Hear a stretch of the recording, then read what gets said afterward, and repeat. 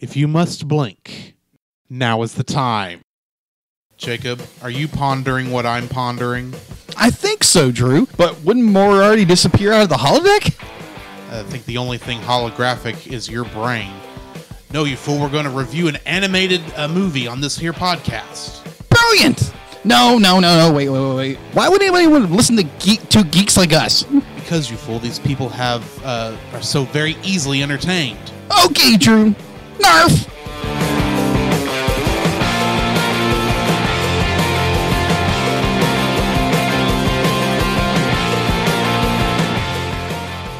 Hello and welcome to another episode of The Cellcast. Joining me today is a man who can fly, apparently, Jacob. I believe I can fly. Anyways, why thank you. I'd like to introduce our co-host, a man who just gets way too many paper cuts. Welcome, Drew. Well, I do work with paper all day. You got to be very careful when you're folding. Although my paper is thicker, and B, I cannot fold that well. So you can't do origami very well. Neither by hand nor with the powers of a magic Shima-san, I think is what. Shima-san. Yeah, Shima-san. I think that's what that thing is called. I think we're pronouncing it wrong. More than likely, we are not Japanese. Yeah, Japanese banjo, what someone kind of basically described it as. Kind of, yes. Kind of. So, Jacob, how are you doing today? Man, it has been a long 2 days. I was on vacation before.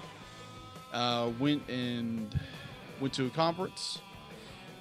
Went to had lunch, had dinner with family. Mm-hmm. Went down to see my parents for 2 days, which was fun. I got to hang out with three of my little cousins, who are, I think they are 7, 5, and 4, and they apparently they learned that Jacob draws, and so the first thing they see me, it's like, draw me something, and it's like, okay, so I spent most of the time drawing stuff for them, which was a lot of fun, and but other than that, got back at to work. And yeah, back to the grind. So that's what I've been up to. What have you been up to? I visited the parents over the weekend for Father's Day. Right. Pretty much, we just hung out for the most part. Yeah. Ate some pork chops, or chicken fried steak, actually. Ooh, that does sound good. Conversation, that sort of thing. Mm-hmm. But then I had to come back a little early because earlier in the week, I got a text from our choir director. Yeah. Asking, since our choir is currently not performing, if I would be interested in perhaps helping out with the tech crew. And I said, sure. He says, can you be here on Sunday to observe? I said, I think so.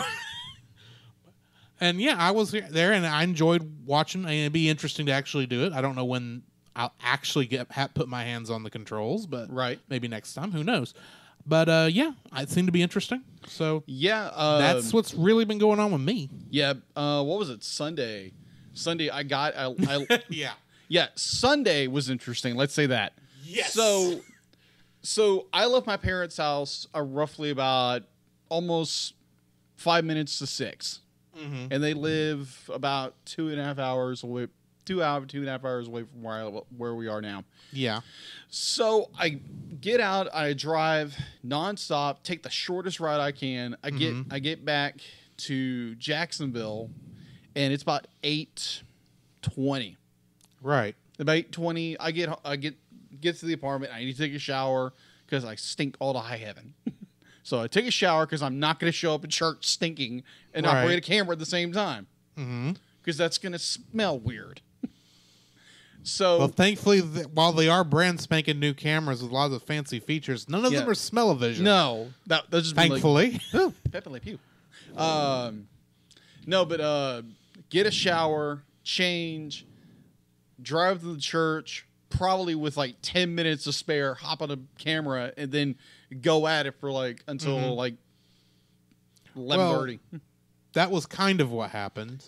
Yeah. You forgot the part where at about 15, 20 minutes till 9 o'clock when that thing was supposed to start, I called you. Yeah. To find out if you were actually going to make it because the guy running the board tried to call you and you didn't pick up. I didn't recognize his number. I should have known that, considering I had to give him your number. And he was just curious if you were going to make it on time or if he was going to need to go find somebody else to run the camera. Right. So that's after a couple minutes, he said, "Why don't you call him? He might recognize your number." So, oh yeah, that makes sense. Yeah. That's when I called you. All right. Good deal. So yeah. It was a very interesting 4 days. Mm-hmm. Let's say that. Yes. Very 4 days, back to the grind, and now we're doing this. Indeed. So, what have you been watching? Plenty, actually. All right. So besides watching the movie we're doing now, I had bought the movie, The Adventures of Tintin. Mm-hmm. I was in, what was that, Thursday, when I said I wouldn't have had lunch with family. Yeah.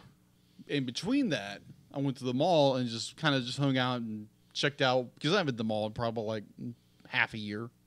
Probably. Well, for at least 4 of those months, there's good reason for that. Exactly.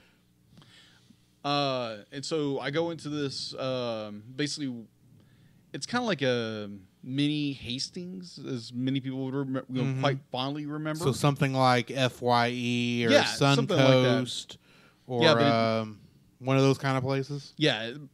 So I'm looking around and I find Adventures of Tintin. Obviously had heard about it. Mm-hmm. And in fact, I think I brought it up on what I've been watching sometime in the last, since January. Yeah, you did. That's right. So I picked it up for relatively cheap. I bought a lot of paper that day. A lot of paper. I'm an artist. I can't help it. Right. You get me in a Hobby Lobby, be like, where's the art store? Where's the art crafts? Where's the crafts? Mm-hmm. And so I bought a lot of paper. So I do that, and I eventually, like, after I get done Kubo, be like, oh, I've got plenty of time. So I pop in, or not, pop in. I start watching Tintin, and it's like, this movie blew my mind. I was like, oh my gosh, I love this movie. Mm-hmm. It's just like the visual effects, the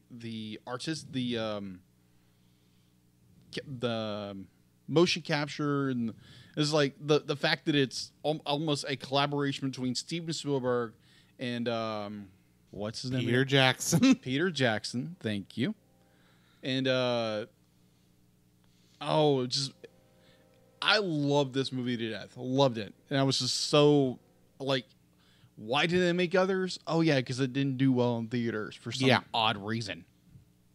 I have my theories on that, but I'm going to hold off on talking about that. Yeah, we'll get there when we get there. Exactly. And then I got this is kind of off subject, but I finally got around to watching Bill and Ted's Bogus Adventure. Bogus Journey. Bogus Journey. Whichever. Well, I mean, there's a difference. There is. There is most definitely a difference. Because Excellent Adventure was the first one. This is Bogus Journey. Bogus Journey. That's right.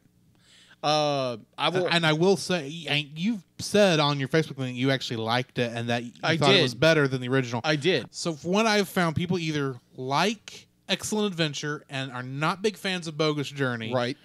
Or the other way around. Mm-hmm. It's never... people will say they like both. Right. There's some people who say it. And I actually do like both. I'm looking forward to the third movie. I don't know how you feel about the third movie, since we do know time travel will probably be involved. But right. Well, to save my full review for the Movie of the Week podcast, which is we both are co-hosts on. Has the Excellent Adventure episode come out yet? I believe so. I will look that up while you're talking. All right. For those of you who follow us on the Movie of the Week podcast, we I believe we did a review over this movie. We did. Yes, it came out April 8th. Okay. I did not like the movie at all. I could not get into the film. I thought it was dumber than a brick. I will blame the fact that you're a history nerd and this thing treats history like a wet noodle. Exactly. Exactly. I absolutely love the ridiculousness of it, but I'm not the history nerd you are. So anyway, go listen to our episode on Movie of the Week podcast for Bill and Ted's Excellent Adventure. Right. And keep an eye out for that episode of Bogus Journey. But hey, if you're liking what you're hearing here on Cellcast. Yeah. Go check out that podcast for live action stuff because, believe it or not, we are more than just cartoon heads. Yeah, exactly. That's the actual. Oh, no, let me rephrase. We are more than just Animaniacs, mostly because that's copyrighted. Yeah, but true. Oh, yeah. So, yeah, I watched that, and then I watched it on Amazon movie. I enjoy the fire out of the movie, and I'll leave my review for that. And then I watched Street Fighter 2, the movie. Okay. So, for most people, you hear Street Fighter. Oh, the Jean-Claude Van Damme movie. No, that is just Street Fighter. Yeah. I actually enjoy that movie for all the wrong reasons. Right. But, yeah. Yeah. So, I had watched a version of this movie a couple of years ago on YouTube. Mm-hmm. And then I watched this version, which apparently is the full version on Amazon Video. And oh my gosh, it's such a different movie. And apparently the condensed version I saw on YouTube just basically took all the fight scenes and left out everything in the middle. Watch this version of the full version of Street Fighter 2, the movie, which is the title. Mm-hmm. And I enjoyed it. Like you got more in depth. You got more in depth of the characters, who they were, and it's not just be like punch, kick, and fight the villain. All right. It was a far better film than what I had originally remembered. So yeah, that is what I have watched. What about you? Well, the last couple weeks, I have been subscribed to a brand new YouTube show. Yeah. Because a friend of mine is one of the contestants. And I am technically friends on Facebook with the person running the show. I'm talking about the Raw Trivia Show. Yeah. It is a trivia... It's essentially like a trivia game show. Yeah. It's got a little bit extra kind of stuff in it to kind of make it crazy. Yeah. They're on their third episode right now, and viewers can submit questions. I have submitted 2. One of them was on episode 3, and the next one is going to be on episode 4. But in the conversation for that episode, I jokingly said, yeah, I'm kind of lazy, so if I keep submitting questions, it's probably just going to be based on the latest episode of the Cellcast I've watched or prepared for. And he says, you want to give us a shout out? And you want me to give you a shout out? That's what he said. And I said, I wouldn't turn it down, but you don't have to. Mm-hmm. I tell you what, I'll give you a shout out on our show. So, if you are looking for a good trivia show, want to, see a bunch of people who are friends, I think, viciously attack each other as they try to answer strange trivia questions, such as how many Empire State Buildings is there between the Earth and the Moon? That's a lot of Empire State Buildings. Indeed. Things like that. So, or my personal favorite, one guy asked, how many consoles do I own? Oh. Because apparently he'd brought it up before. Oh, okay. Something. That's interesting. Yeah. Okay. So I, on the episode that's up as of this recording, which was episode 3, I'm going to see if you know this. Okay. Because I think you will, but I'm going to say. All right. Fire away. In Ralph Breaks the Internet. Okay. Vanellope meets a bunch of Disney princesses. Of these 14 princesses, how many were not voiced by their original voice actress? Ooh, that's interesting. Okay, let me think. Snow White, obviously, because she passed away several decades ago. Mm-hmm. Let me think. It's obvious when you think about it. Mm-hmm. Okay.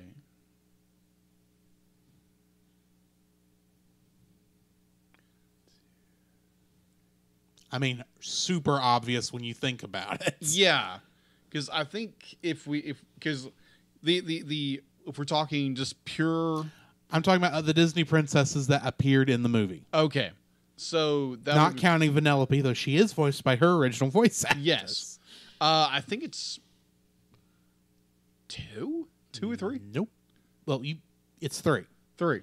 Snow White, Cinderella, both their voice actresses are dead. Yeah. And Aurora, whose voice actress is in her late 90s and really cannot perform anymore. Yeah, that's right. The first 3. Yeah, the first 3. Everyone else came in the 80s, starting in the 80s. Yeah. With Little Mermaid. So, yeah. I asked that, and I noticed a sharp cut. So apparently it must have taken them a couple minutes to figure it out. Yeah, because nothing interesting was happening. Yeah, so yeah, I kept thinking it was like it had to be the first 3 because it's the only 3 that makes sense. Right. But the way I asked the question, it's not entirely obvious. No, it's not. But yeah. So what is this? The YouTube channel? The Raw Trivia Game Show. Let me double check. I know it's Raw Trivia. Okay. Because 1 minute. I am subscribed on the YouTubes, so I should be able to hit subscription and then just scroll to the right. Scroll to the right. Somewhere in here, probably in the R's. QRS.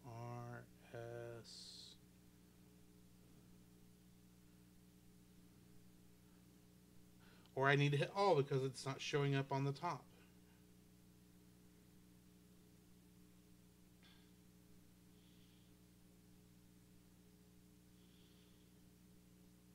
Yeah, sorry, it's just the Raw Quiz Show. Ah.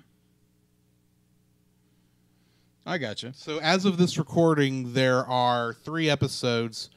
The 4th episode, I think, will come out this weekend, either Saturday or Sunday. I think he shoots for Saturday, like we do. But I know this last weekend it did not come out until Sunday because apparently it was a big one. Okay. So yeah. All right, good deal. Other than that, all I've been really watching is other YouTube stuff, nothing of importance. Stuff for a secret project you'll hear about eventually. I gotcha.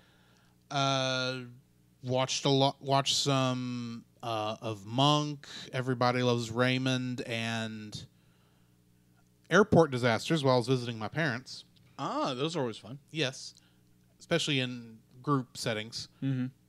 And I think that's it. Okay. So, yeah. So, what do we got in the news? What do we got? So, starting off in the news, first and foremost, let me give a big shout out to one of our listeners, Heather. Thank you so much for bringing this movie to my attention. And yes, I did a little bit of research into it. So, we're going to get the news starting with this little bit of news. So, it has just been announced that Netflix and Pearl Studios announced today that director, this is the cool one, Glenn Keane is directing the feature animation movie called Over the Moon. So, it has just been announced that... Sorry. Let me start over. All right. So, with the news. Let me start off with a big shout out to one of our listeners, Heather. She was the one who brought this movie to my attention, so I did a little research, and I am very excited about this film. I watched the trailer. It's a very, very cool little trailer, and it's directed by one of my favorite animators. So, Netflix and Pearl Studios announced today that director Glenn Keane will be helming the animated feature Over the Moon. The film, which is slated to premiere on Netflix this fall. Over the Moon follows the adventures of a young girl named Fifi who builds a rocket ship to the moon to prove the existence of the legendary moon goddess. Fly me to the moon and let me something among the stars. I think it's Bathe Among the Stars, but I could be wrong. Bathe Among the Stars. Okay. Either we're talking Evangelion or we're talking Old Blue Eyes. It could go either way. Yeah, either way. All right. There she ends up on a unexpected quest and discover a whimsical land of fantastical creatures. I watched the trailer. It looks really good. Okay. It looks very well done. All right, so our second bit of news. Broadway hitmaker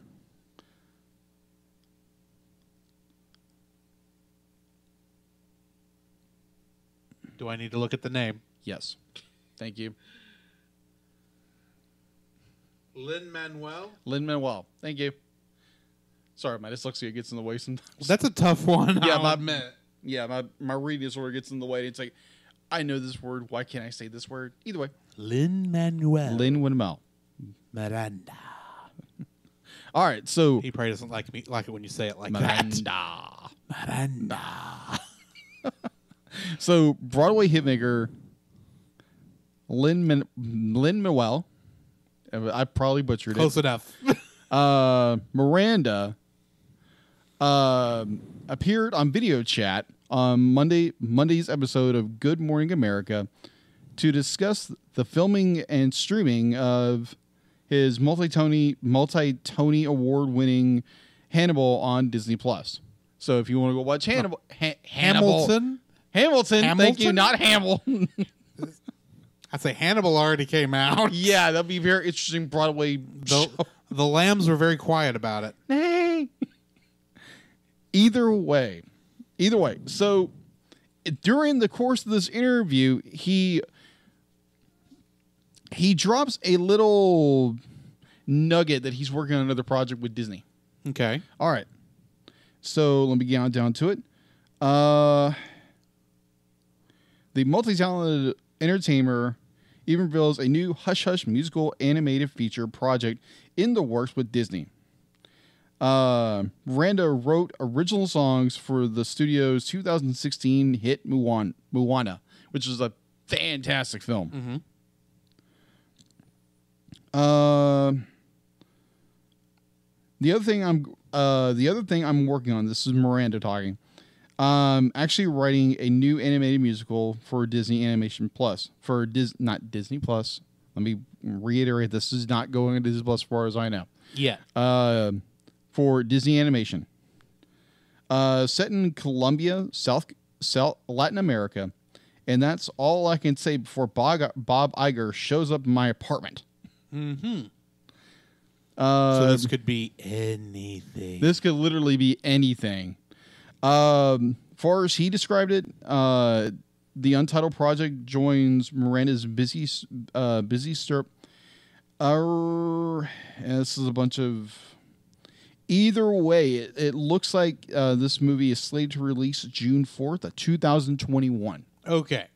All right. So, in the last bit of news, the first images of Studio Ghibli's debut CG animated feature, A-Y-A. Aya. Aya, thank you. Aya and the Witch, directed by, I'm going to butcher his name, so I'm going to let you read it. The first images from Studio Ghibli's debut CG animated feature, Aya and the Witch, directed by Sion Goro Miyazaki, have been released. Adapted from the novel by Earwig and the Witch by British author Diane Wayne Jones, who also penned the source of Hayao Miyazaki's Oscar-nominated Howl's Moving Castle. The tale of a bright orphan who pits her wits against life in a mysterious new home and magic-wielding foster parents is due to premiere on Japanese TV station, the NHK, this winter. Thank you. You took the words right out of my mouth. Well, yeah. Either way, and so that's all we have for the news. All right. So let's go ahead and move into our spoiler-free section of our review of the movie, Kubo and the Two Strings. Yes. I saw this soon when it came out in theaters, 2-3 years ago? Yeah, 2016. 2016, yeah. I saw it in theaters. I was initially impressed with the movie. Mm-hmm. I still think the animation in this is drop-dead gorgeous. More on that later. Mm-hmm. But I have not seen it since then. Okay. Because I just haven't. It's still an enjoyable movie. I like the primary theme, which is almost a spoiler. So I'm not going to tell you what that theme is. Got it. But you just gotta love stop motion animation in this day and era, because not many people are doing it. The only people who, besides Leica, who are doing this, would probably be maybe Aardman. Yeah, but even for the most part, they've gone completely CG. And then the Lego Movie is made to look like it's stop motion, but it's actually CG. Right. So all the Lego movies are set up that way. It's a rare art. It's a rare art, and it's not something a lot of people do anymore because of how expensive and time-consuming it is. That is true. That's why, this is Leica's third movie in 10 years, I think. Fourth. Okay, so we got Coraline. We've got Paranorman, Box Trolls. I forget about Box Trolls. So this is their fourth. Their fourth. Okay. So yeah, fourth movie in somewhere around 10 years. Yeah. Disney puts them out a little bit faster. A little bit. So does Warner Brothers Animation. Everybody else does. Everybody else does, because they're all doing it CG. They can pump this stuff out a lot faster. Yeah. This is stop motion, and you've got to take your time with it, even though I think this is a combination. All the actors are stop motion. Yeah. I think the backgrounds might have been CG. They're not.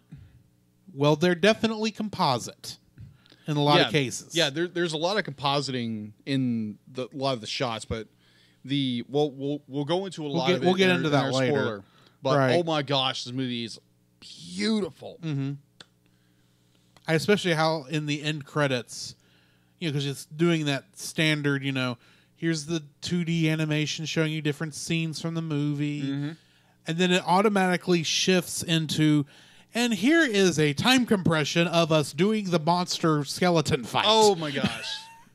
Yes. It's like, that is cool to see. I don't expect to see it in the movie at all. The actual, here's how we do it with obviously fast forwarding. Right. But still, it's cool to watch that for a couple minutes. Agreed. So yeah, I enjoy this one. It's not my absolute favorite. I appreciate the artwork, and I enjoy the story. I have a couple of nitpicks storyline-wise. Okay. Which we'll get there here in a couple minutes. So what are your thoughts? My thoughts, well, I didn't get the chance to watch this in theaters. And so this was my first viewing of the movie. And wow, the dedication they put into this film. The story is amazing. The character designs are fantastic. There again, everything is handmade or printed, and it's all stop motion, like you said before. It's such a beautifully well-crafted, well-done story, and I just, there's so many words you can say, oh my word, good movie. But I will get into my spoilerific likes and dislikes when we get there. So just to say, I like this movie a lot. Now, I do have little hiccups here and there with some things, but we'll get there here in a minute. Yes. So yeah, this is our spoiler-free section. All right. So join us on the other side here in just a minute to hear our spoiler-filled thoughts on the movie Kubo and the Two Strings. Yep.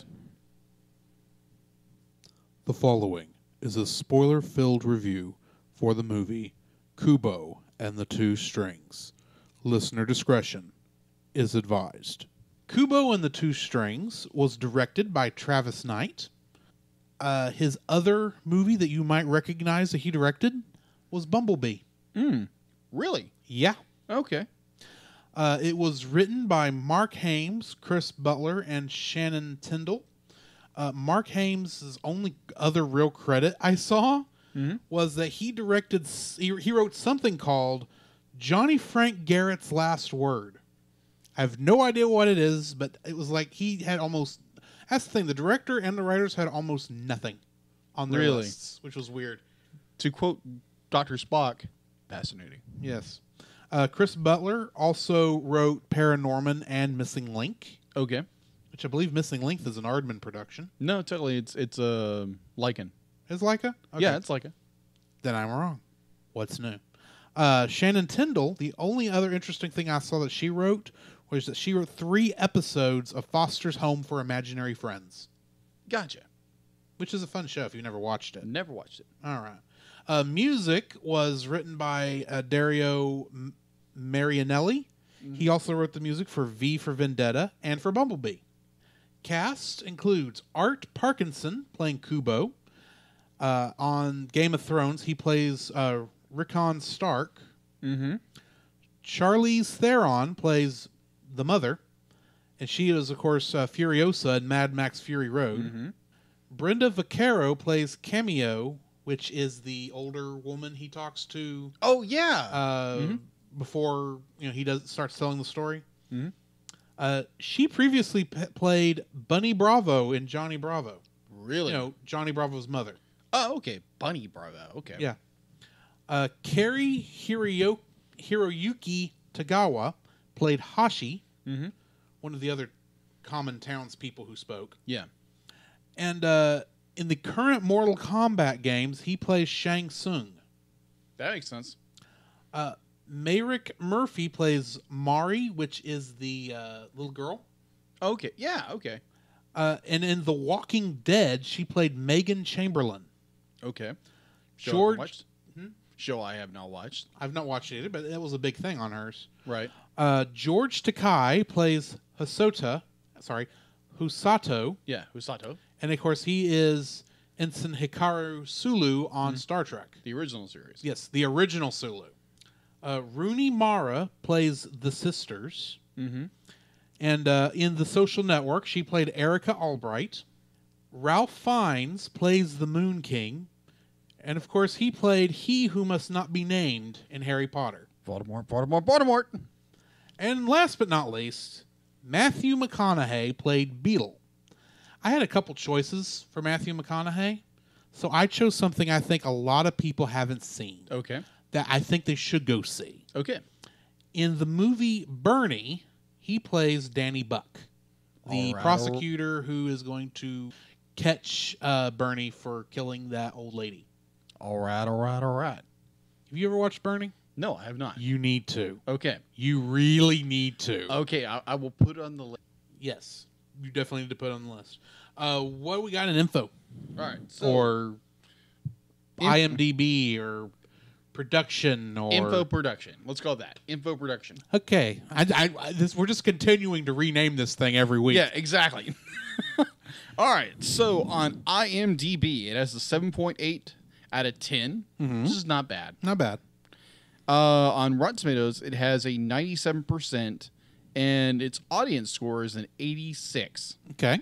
All right. So it was produced by Leica, the studio best known for stop-aim features such as Coraline, Paranormal, Paranorman. Thank you. Paranorman, The Box Trolls, and most recently, Missing Link.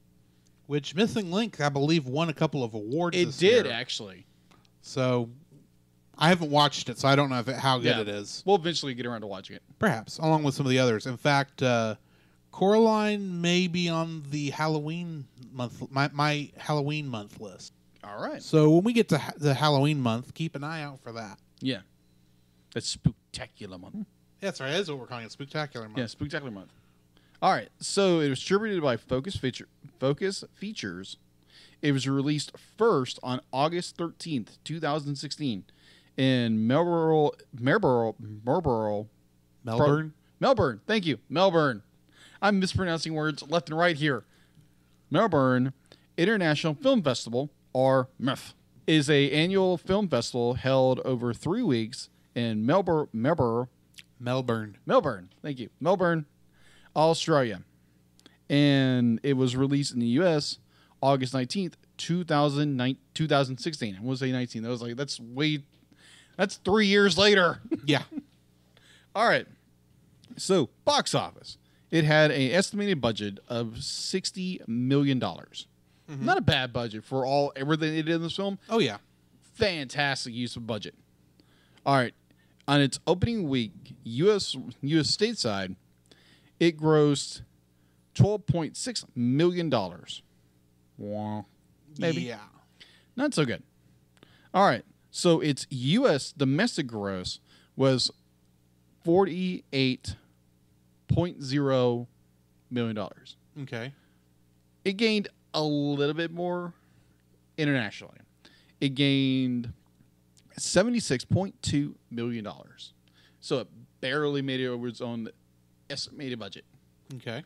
And that's not including advertising. That's not including promotions, not including toys. Or I think this film barely made anything. Right. If we look at all the numbers. The sad thing is that stop motion animation does not have the love it needs. No, it doesn't. For how much work it goes into it. Because, I mean, yeah, we know it's stop motion, but most people, if they look at the beautiful work in this movie, would assume it's CG. Yeah. And all the time and the effort and just pure love goes into this kind of craft. Mm-hmm. All right. We ready for the summary? Yeah. All right. Summary is as follows. In feudal Japan, 12-year-old eye-patched Kubo tends to his ill mother, Sariatu, in a mountain cave near a village. He earns their living by magically manipulating origami with music from his shamisen for the village folk, telling the tale of his missing father, Hanzo, a samurai warrior. Kubo is never able to finish his story as he does not know what happened to Hanzo, and Sariatu cannot recall the end due to her deteriorating mental state. Sariatu warns him not to stay out after dark as her sisters, Karasu and Washi, and their grandfather, the Moon King, who took his eye when he was a baby, will find him and take his remaining eye. One day, Kubo learns of the village's Bond Festival, allowing them to speak to their deceased loved ones. Kubo attends, but is angry that Hanzo does not appear from his lantern, and forgets to return home before sunset. Karasu and Washi quickly find him and attack, but Sariatu suddenly appears and uses her magic to send Kubo far away, telling him to find his father's armor. Actually, it's not his father's armor. It's the armor that he was from the story that was supposed to be all-powerful. Yeah. But it was... But technically, it was not his father's armor. No, it wasn't. Kubo wakes up in a distant land to find Monkey, his wooden snow monkey charm, has come alive. Monkey tells him that Sariatu is gone and the village destroyed.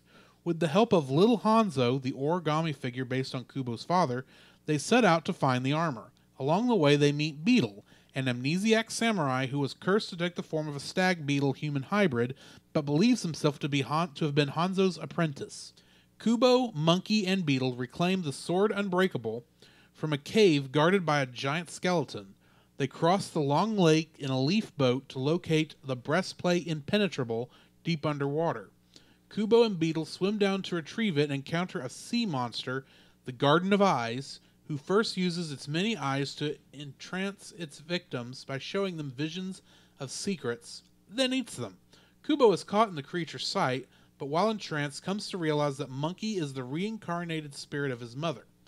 Beetle rescues the unconscious Kubo and obtains the breastplate, but on returning to the boat, they find that Monkey has been badly wounded, fighting and defeating Karasu.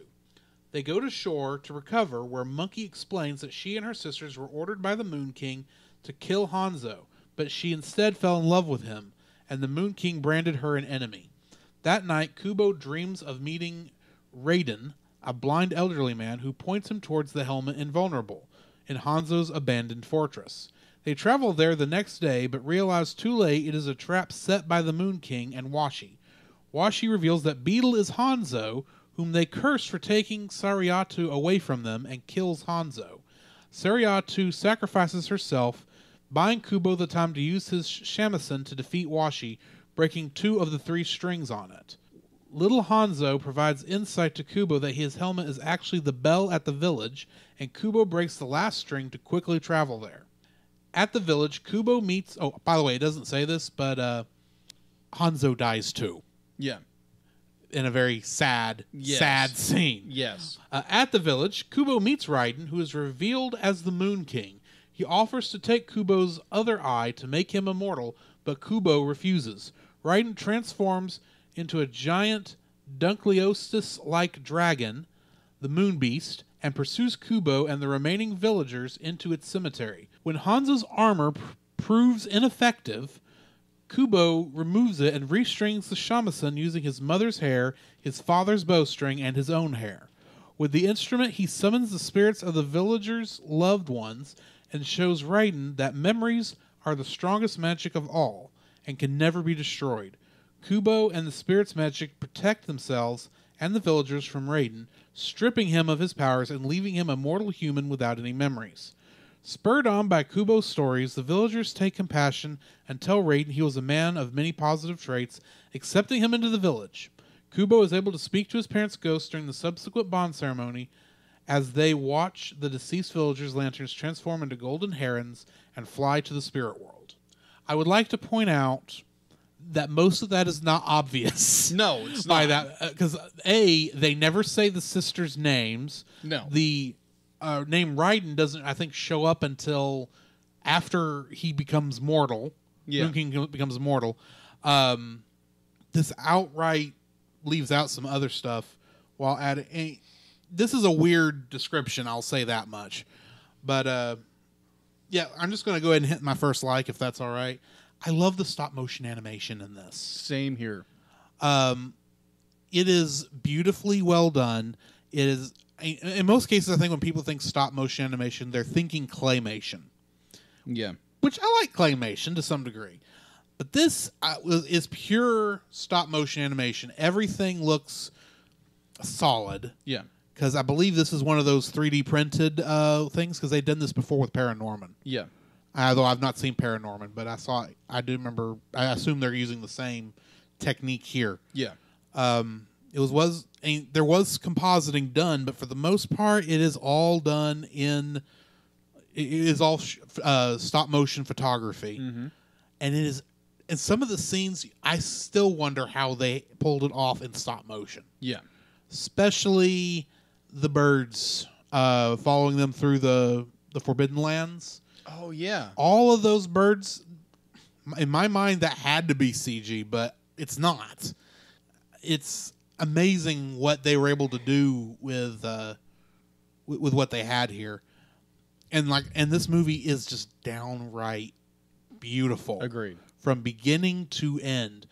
I mean, it really does feel like when I say it, it feels like you're watching a 3D CG animated movie. Yeah. I think that's because I have nothing else to compare it to. Right. In terms of what it looks like. At the same time, you can still kind of see a little bit of the stop motion in there. Yeah. But almost not enough that most people would just assume it's just a little bit weird. We're not talking about,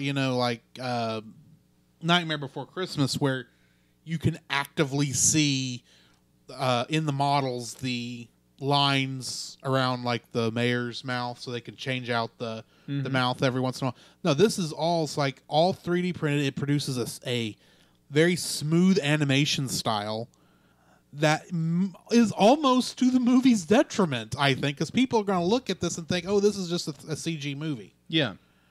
And it's not. It's still a beautiful movie. Oh, yeah. And it still amazes me that this is stop motion. Mm-hmm. What are your thoughts? What's your number one? Oh, my first like, actually, the fight scenes. Okay. The fight scenes, how, tying in with the animation, how all the coordination and how it's all choreographed. Yeah. That's what I was looking for. Normally with stop motion, you don't get good fight scenes. No, and this is done incredibly well. If you go back and watch the featurettes, oh my word, it's literally they do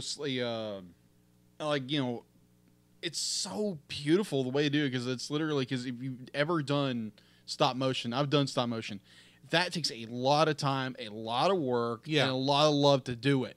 Because there are days to be like, I just want to give up. Because I did it with claymation once when I was in 7th grade. And I would love to have that VHS of that. But it takes a lot of time, a lot of effort, and definitely when you're coordinating fight scenes that are done incredibly well, that bring back that era of classic Japanese movies. Yeah. And just beautiful fight scenes, how they're coordinated and just breathtaking and just jaw-dropping symmetry of movement, which I love. That's my number one. What's your number two? My number two is the backgrounds. Backgrounds do not get the love a lot of times they deserve, especially even from us. Yeah. But I say backgrounds. We're talking setting for the most part. Much of the setting of this movie is just beautiful. Yeah.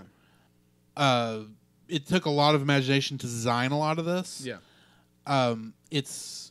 There's not really a scene where I can look at it and go, oh, that's fake. In fact, for a good portion of the movie, I assumed that while the main characters were stop motion, I was convinced the backgrounds were all CG and it was just composited on top of the other.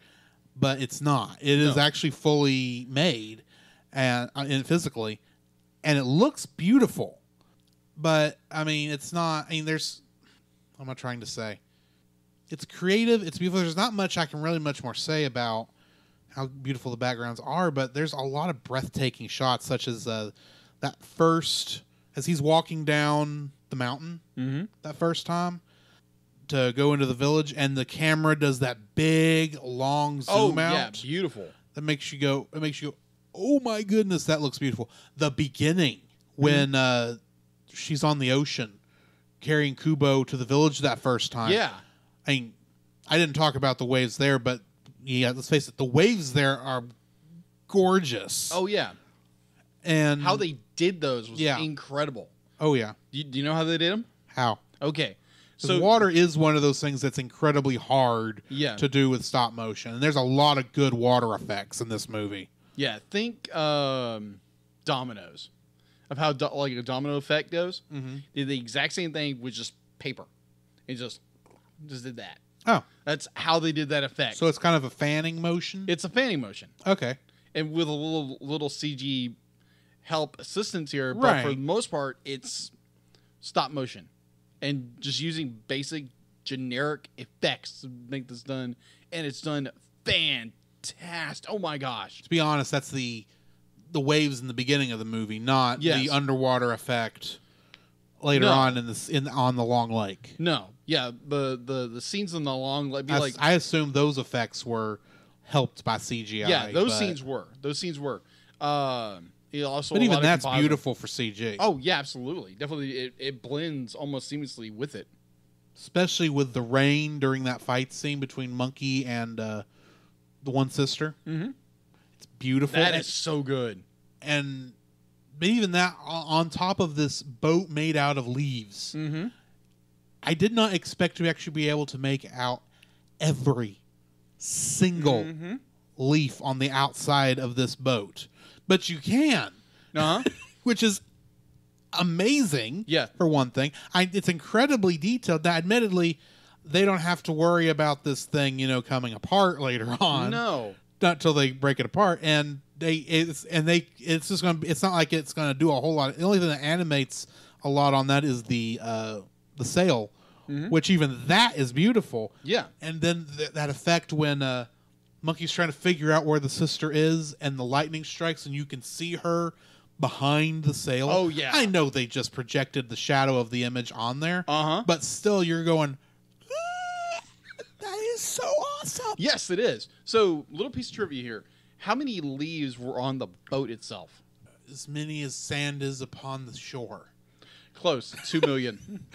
Oh, my word. It was they had to have hand painted every single leaf and then glued it to a physical model. Yes. That is how they would have had to do that. Yes. It was all hand placed. Every one of them. Because you cannot do that. You cannot print that detail. Even back then. Yeah. On a model that size. Where you can actually make out every single leaf. Oh, yeah. It was a huge model. Like all their sets are huge. Oh, it has to be. Oh, yeah. It has to be because they have to be able to physically move that stuff around. Oh yeah, definitely. When we're talking about the demon skull, the demon skeleton. Yeah. The thing was 16 feet tall. And if you want to see what that looks like, fast forward to the credits and see the time-lapse video of them moving that thing. Oh, yeah. And you realize how big that was. Oh, yeah. And that was like a lot of them were that size. Yeah. Because you have to remember, all this stuff is about the size of Hoth on Empire Strikes Back. Because all that was stop motion, too. Yeah. Of the moving the ships flying around and the AT-ATs. Yeah. We're talking a miniature that size. Oh, yeah. And not just one miniature for a couple scenes. We're talking thousands of miniatures. Mm-hmm. It's amazing. All moving independently and motion, just now, fluid. There is compositing. We do know that. Yes, there are. That there are compositing effects in the movie. That's not really surprising. Yeah. But the fact that you can't tell when you first look at it that that's composited. No, you can't. You can't tell till you're looking at a feature and you see there's green screen. Mm-hmm.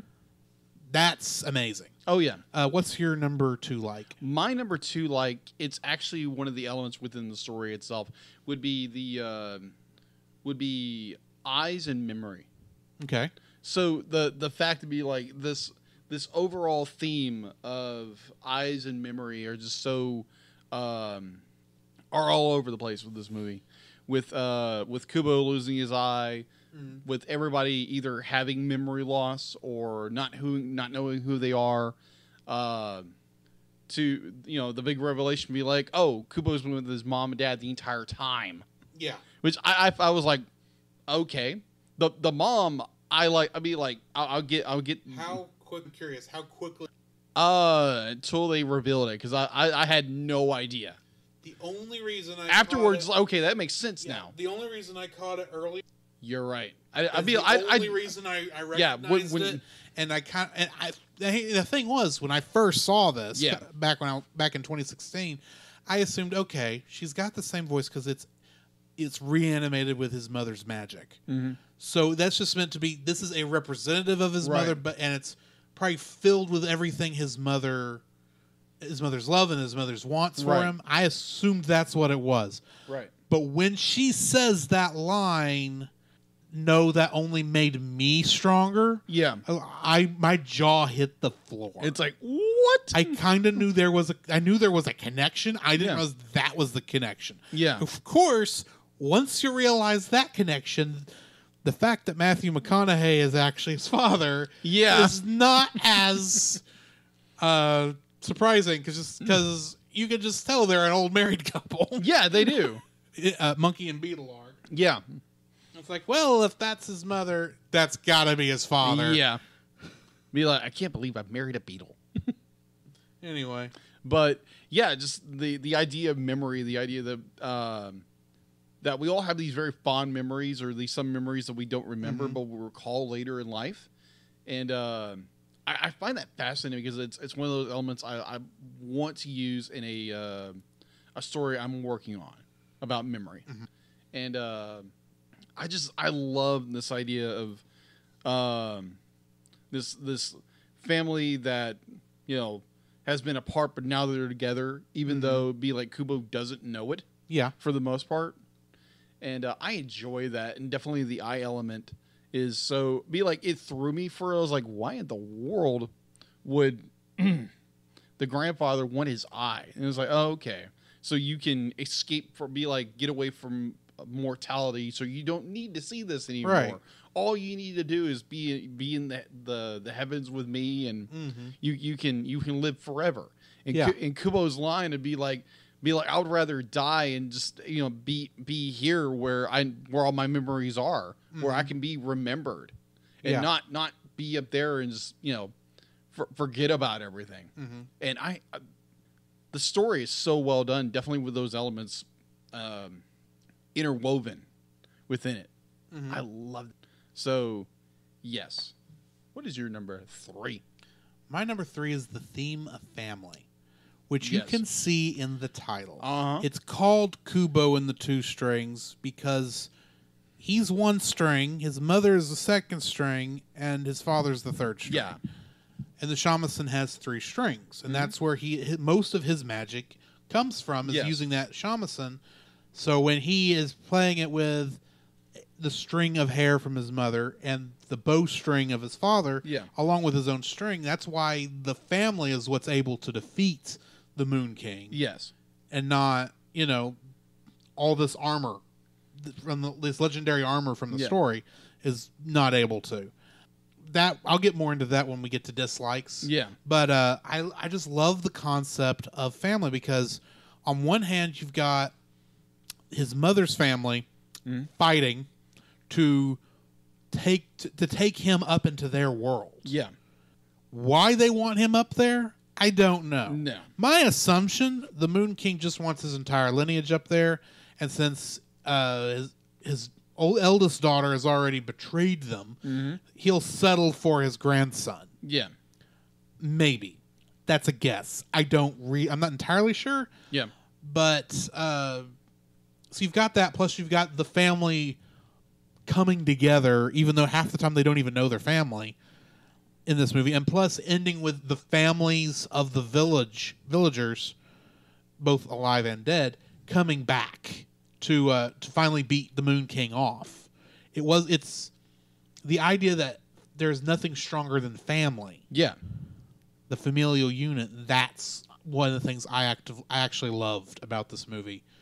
I have some other problems that are kind of related to all that, but we'll get to that in a minute. All right. So, what's your third like? My third like would actually be one of the actors, Matthew McConaughey. Sorry, I said that. All right. Okay. So, this was actually Matthew McConaughey's first voice actor role. And you can kind of tell. You can tell. A little bit. I mean, you can just kind of tell in the way that when he's saying those lines, he's got to be moving his arms. Yeah. And they did not match his movements with the character. In some ways, yes. So, yeah. But still. I was thoroughly impressed with how I could not tell it was actually Matthew McConaughey until like halfway through the movie. Yeah. Because I knew it was like, okay, Matthew McConaughey is in this film. Who is he? And then you hear Beetle say something, it's like, wait, that sounds like Matthew McConaughey. Of course, it's Matthew. And I was like, wow. I was completely shocked. I was like, what? And, because obviously you hear Matthew McConaughey, he talks like this the entire time. Yeah. Because he's from East Texas. Yeah. So. Southern East Texas, but Southern East Texas, but East Texas in either way. But I loved his performance. It's like, yeah, you can definitely tell he's, new at it. But it was such a well done, very believable performance of a amnesian Beetle. Yeah.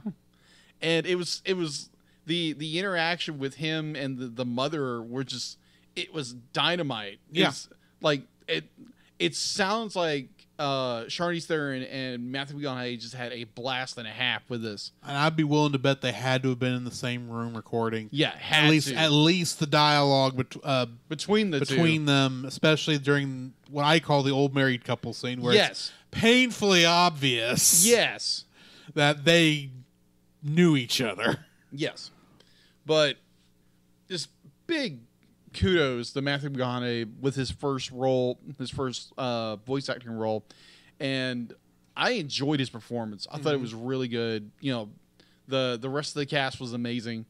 So yeah, I thoroughly enjoyed McConaughey's performance and everybody else's performance. And yeah, that's my number 3. Well, moving into our dislikes. Yes, my first dislike is the fact that the 3 treasures, the armor, that is the entire reason the journey, the entire journey is about finding this armor. Right.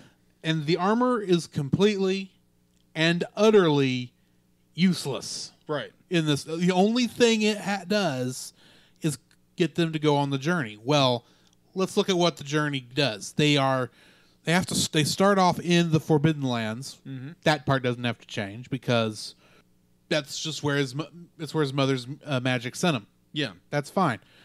And from there he's got to go. They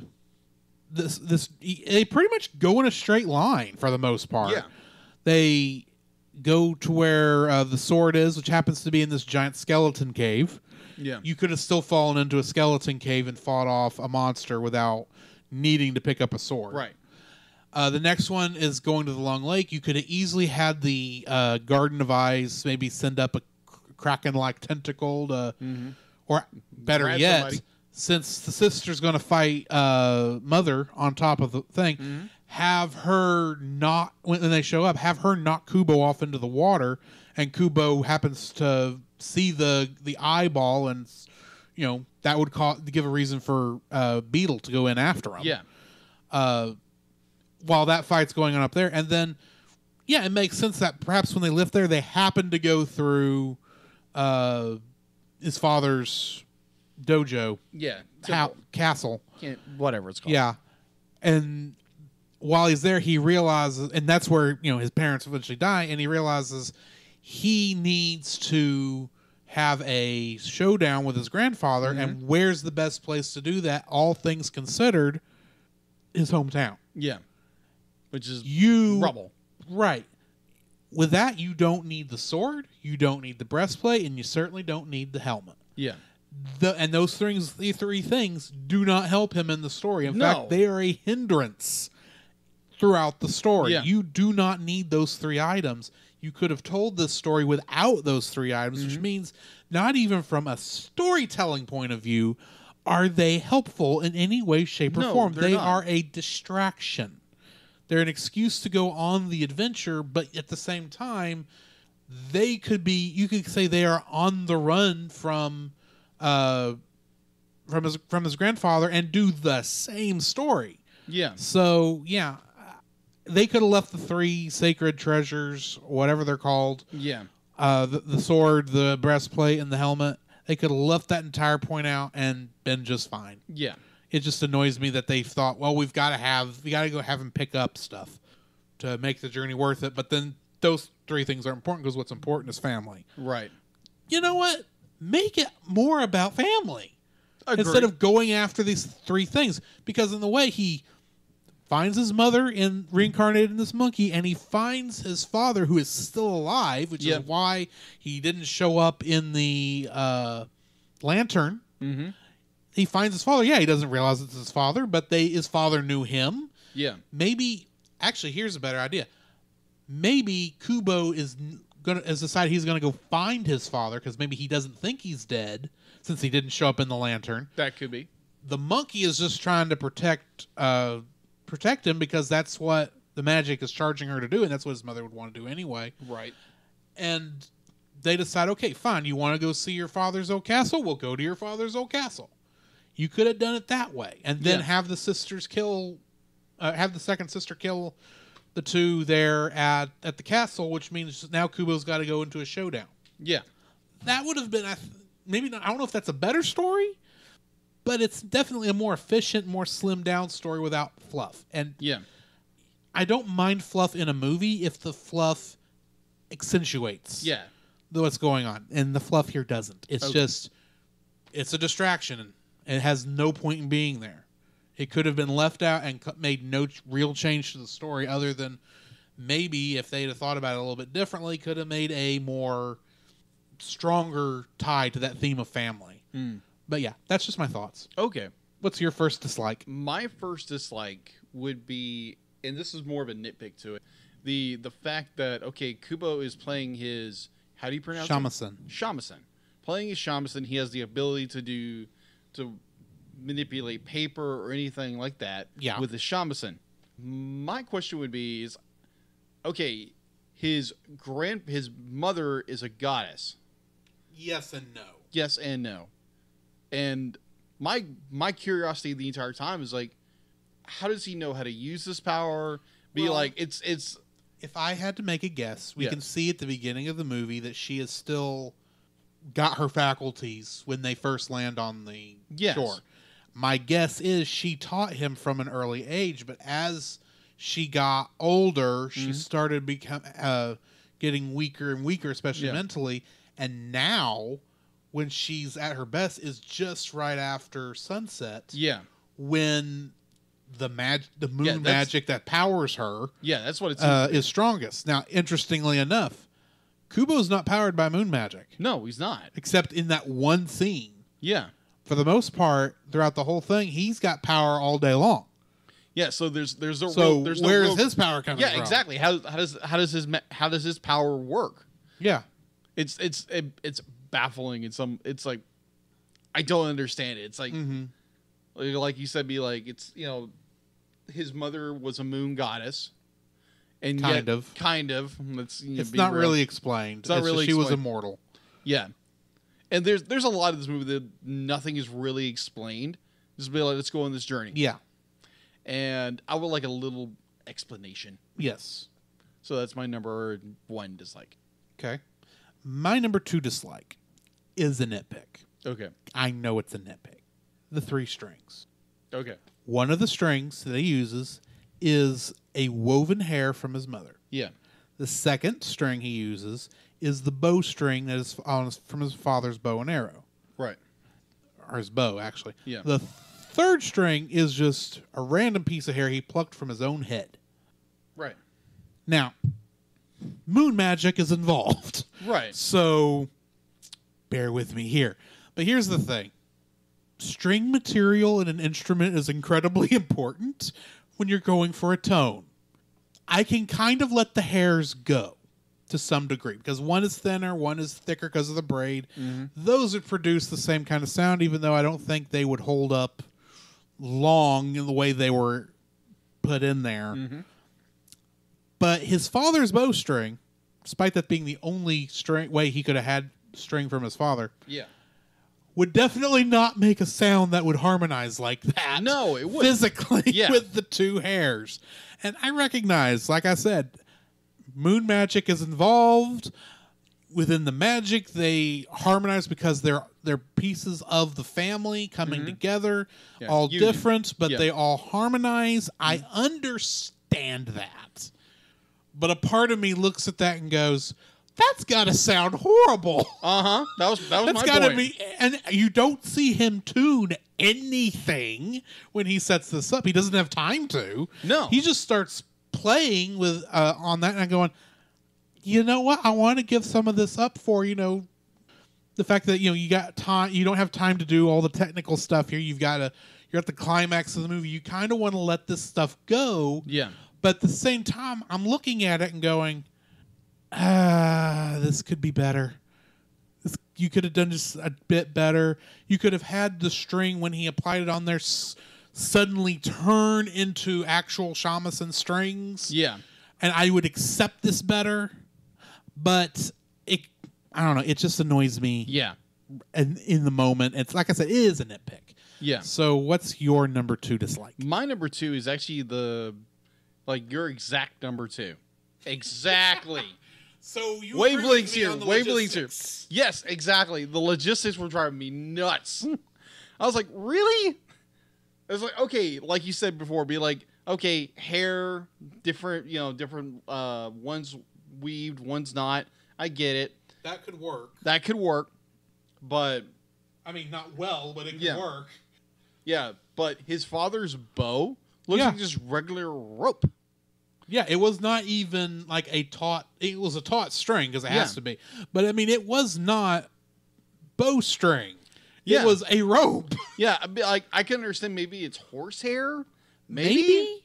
But at the same time, then it's technically going to be a thicker braid than his mother's hair was. Right. Which means it should be on the left, not in the center. I would assume. I don't know what the string... I don't know how you tune a shamisen. Right. But it shouldn't be dead center in my mind. I know why it is, because his mother was essentially the lead of the family for so long. His father, while absent, no, it's not his fault, did bring up was the one he met second, and then he's the third. I get that. Mm-hmm. But it doesn't work logistically. No, it doesn't. And like I said, I would have nothing wrong with that scene had once he applied that and maybe made that first stroke, if magically all 3 strings turned into shamisen strings. Exactly. Like we see throughout the rest of the movie.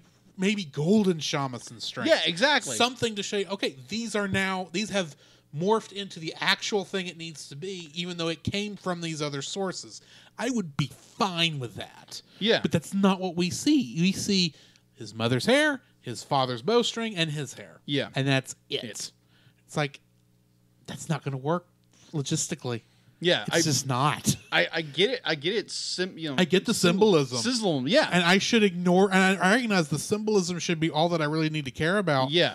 But the way I think, when it comes to symbolism, yes, is symbolism should still, if the person misses what it's a symbol of, the scene should make sense. Mm-hmm. Agreed. So if you, in this case, yes, I get the symbolism. I get that one string's his mom, one string's his dad, and he's the third.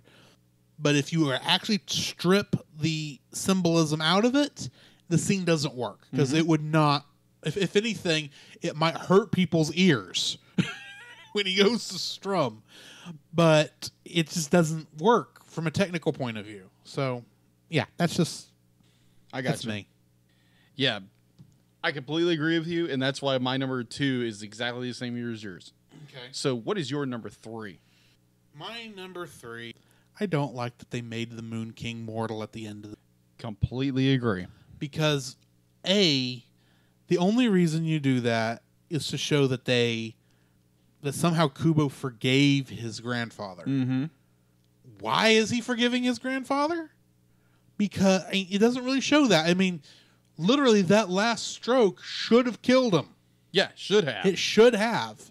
It doesn't. It somehow turns him mortal. Somehow he's now got Kubo's missing eye. Yeah.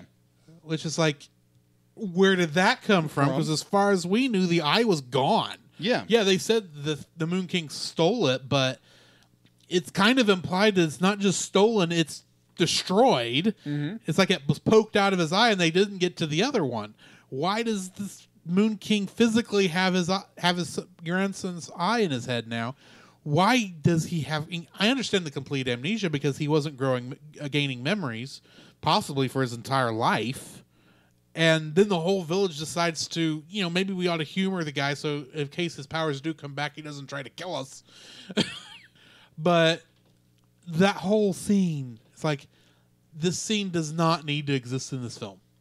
Because it does not help the story at all. Yeah. It encourages... It gives a happy ending for no good reason. Yeah. And the thing is, the movie already has a happy ending. Yeah, exactly. And they go, it's like, we're going to take this one step further and show his grandfather's back for some reason. Yeah. Like I said, my guess is maybe Kubo forgave him in that last stroke, but that's not what you see in the performance. No, it's not. You see him making this proclamation about his family, but no part of that is like, and you need to learn this too.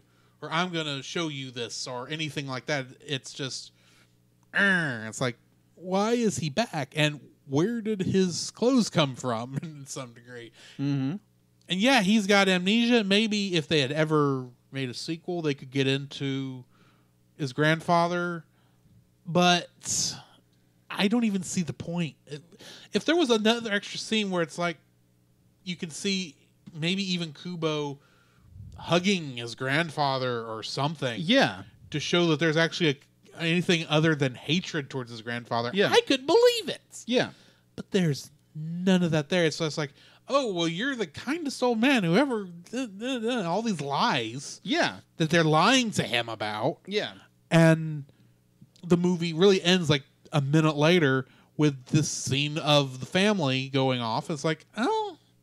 The grandfather's not even in that scene. No, he's not. His daughter, even if he doesn't know that's his daughter, he should be told, okay, yeah, your daughter died. We're not going to tell you why your daughter died. Other than she died because of a disease or something. That's as much good a lie as any of the others he was told. So he should be out there with Kubo, if there's actually forgiveness involved in that, to see at least his daughter's lantern go down the river. At least that it should be that. But there's really no reason why he's that live action, the mortal version of him should even exist in this movie. I agree. As far as I'm concerned. I agree. So what's your third dislike? Well, I'm going to jump onto yours for a second. The fact that the grandfather is suddenly just Kubo is somehow he forgave him, but we're never maybe. But if we were given a line or two, or given a visual representation, that maybe a line would be like, I know you did all these things, but I know that, be like, you're a family to me, and be like, I'm going to forgive you for that because we are family. Mm-hmm. But none of that's ever spoken. No, it's not. And it's... Maybe it was intended at some point to do that. Yeah. But we're not shown that. No, we're not. Just like a lot of this movie, we're kind of just... There's not a whole lot of explanation for a lot. Mm-hmm. But, yeah, I completely agree that there could have been this, redemption arc. Or... Not a long one, because, you don't have much time left in the movie in the first place. But, no. And maybe this is just something that got cut short due to, maybe budgetary concerns. Right. Or something. I don't know. But it just does not end in a way that makes sense with what we're seeing. Up until that point, the movie is almost perfect. Yeah, agreed. That actually drops at a point for me, the way they handle the Moon King being mortal. Yeah, because it does not change. It doesn't make sense why that's going on, and the movie just ends. It's like, okay. Mm-hmm.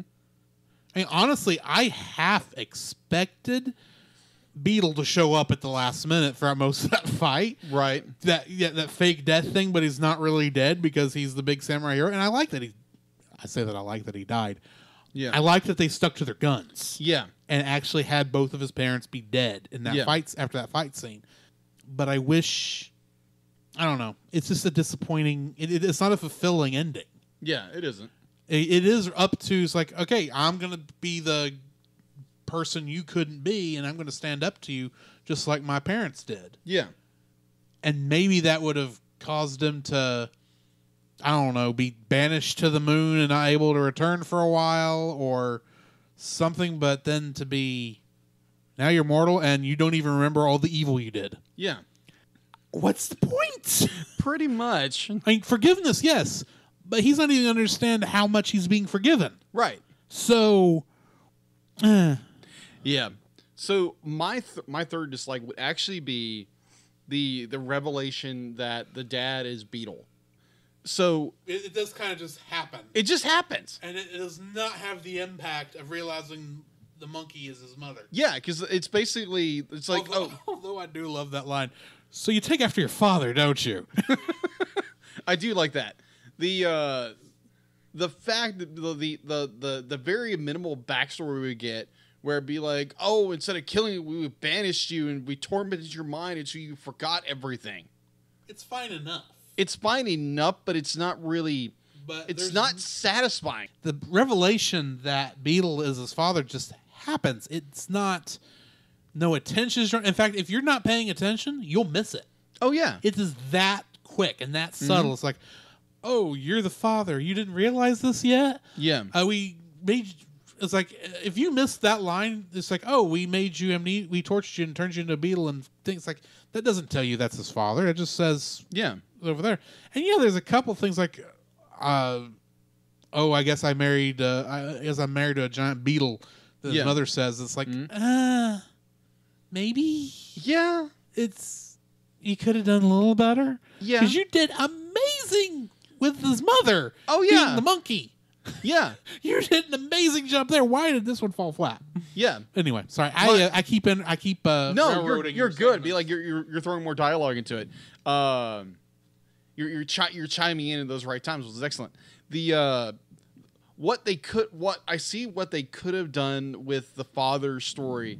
It's like, yes, they could have simply just killed the father off, and the father would have reincarnated maybe as the beetle, or his soul was trapped in something, but not, we're going to torture you until you have amnesia.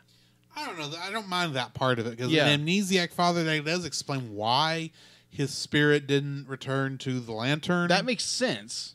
And that is the secret.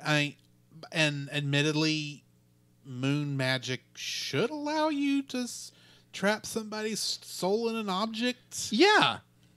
That may, but I don't know. Moon magic is still weird, and it is very ill-defined in this movie. Exactly. Too. A lot of things are not ill-defined. Yes, and that is, I think, the biggest issue is so much is ill-defined. Yeah. In how it actually works. Exactly. It still works in the context of the movie, and almost if you just don't view it critically, just kind of take it as it goes, you can live with a lot of this movie. Yeah. And actually enjoy a lot of it, but you start analyzing it and you realize none of that is necessary. No, it's not. So, anyway. Yeah, so that is my number 3. All right. What is your rating for this movie? My rating, it actually changed a little bit throughout the course of this review. Okay. Originally, it was going to be an 8. Originally, it's a solid 8. And sadly, I'm going to have to give it a 7.5.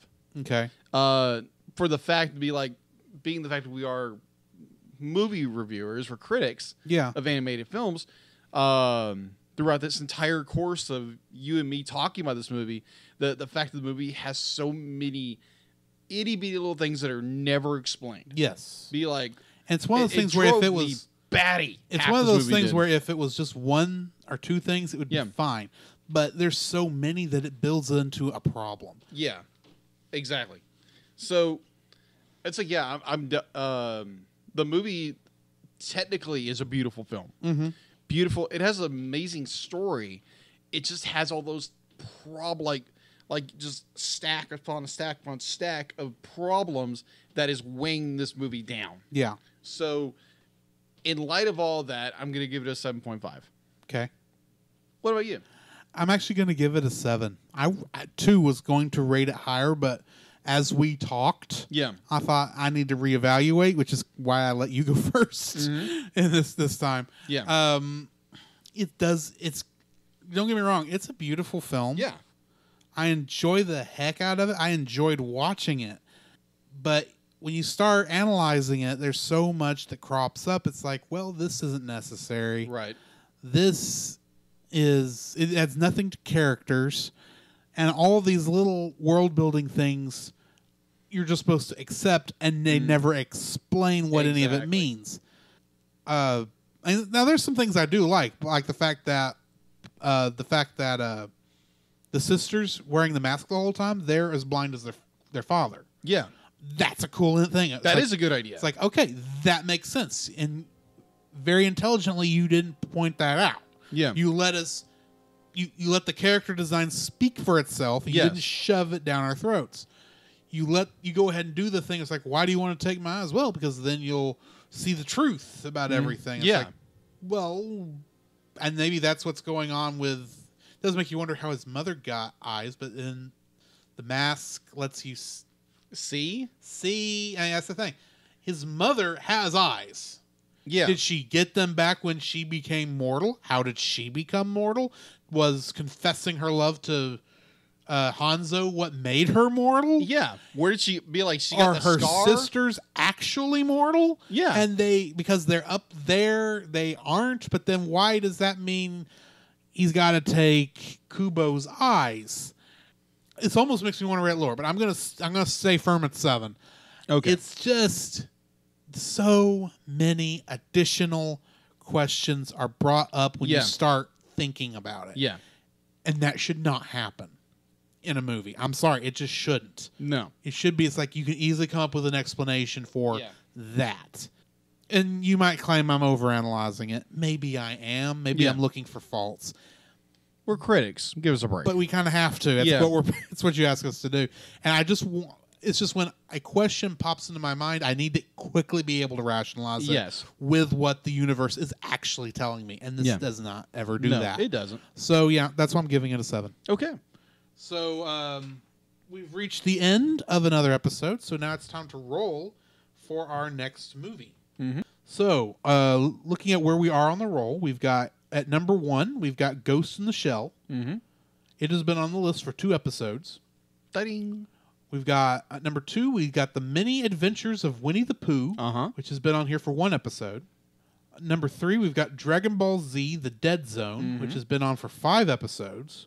We've got Toy Story, which has been on for 2 episodes on number 4. And we've got Monsters vs. Aliens at number 5. It has been on for 6 episodes. So if we do not roll Monsters vs. Aliens tonight, next episode it will grow into whatever spot we did roll. Okay. And number 6, please tell us what you've chosen to replace this movie at number 6. I have chosen The Adventures of Tintin. All righty. So try not to pay too close attention to his thoughts earlier in the show when he was talking about it. Yeah. Because we're going into that a little bit deeper. This was your pick. Yes. So it means it's my roll for this particular one. And I rolled a 1, which means we're watching Ghost in the Shell. Okay, that's going to be interesting. So we've come back to anime. Yes. As we always should. we got to mix it up a little bit. Yeah. So we go from stop motion to pretty heavy 2D animation. Yeah, heavy 2D with a lot of CG elements. Yes. So join us next time as we... Is this the one with the laughing man, or is that later? I believe that's later. Okay. I won't make that reference then. Join us next time when we watch that. And keep in mind, we're not talking about the movie with Scarlett Johansson. No, we're talking about the original. Talking about the original movie. Join us for that one. Thanks, guys. Come, Jacob. We must prepare for next week. Prepare for what, Drew? The same thing we do every week, Jacob. Record a podcast. Oh, boy. So where can they find you, Jacob? They can find me on Facebook at Jacob B. Heron and Jacob's Daily Art Corner, my personal art Facebook page. On Twitter at Jacob B. Heron. On Instagram at Jacob B. Heron. And on Letterboxd at Jacob Heron. Where can they find you, Drew? You can find me on Facebook at Drew Dodgen. You can also find my Facebook page at Drew's Photo Bin, where I upload my photography. You can also follow me on Letterboxd at GGeorge759 and Twitter at GGeorge759. Where can they find us, Jacob? You can also visit our website, thecellcast.podbean.com, where you will find every episode we released and links to listen to it on Apple Podcasts, Google Play, and Stitcher. Our RSS feed, if we aren't in your favorite podcast app directory, please share, review, and subscribe to us there and share us with your friends. You will also find a link to our Facebook group, the Double Feature Podcast Community, where we talk about both animated and live-action movies. We share this with our other podcasts, which we do with Jacob's brother Jim, at the Movie of the Week podcast, where we talk about live-action movies. You can also email us at thecellcastpodcast@gmail.com. Also, please like our page on Facebook. We try to post about upcoming movies. If you comment on that movie's post before we record, we'll read your comments in the episode. And remember, every time we say The Cellcast, that is with a single L.